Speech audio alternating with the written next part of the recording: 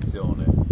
alle quali appunto sono candidato, un impegno forte a favore della promozione dell'identità condivisa della nostra regione. Qui presso questo cippo, che rappresenta forse quello che anticamente era una frontiera tra le due parti di questa regione, invece noi vogliamo proprio riaffermare un principio di inclusione della nostra comunità, di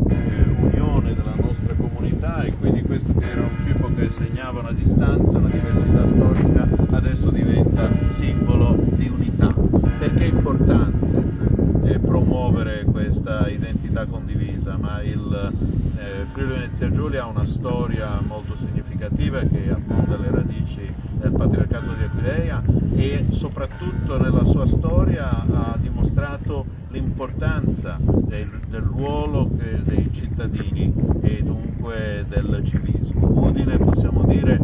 anche per la sua storia legata alla casa della contadinanza e alla contadinanza stessa, è la patria del civismo, e il Fogolar Politic è un'espressione di civismo contemporaneo molto forte, e io già nella scorsa legislatura mi sono impegnato per potenziare tutti gli strumenti partecipativi, affinché il popolo,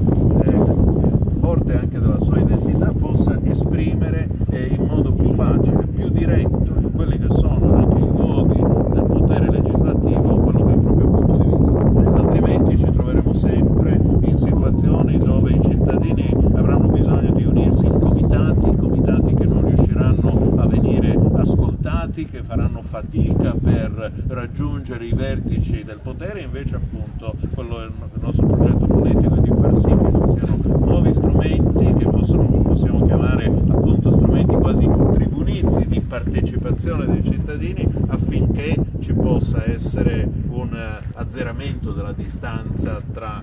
cittadinanza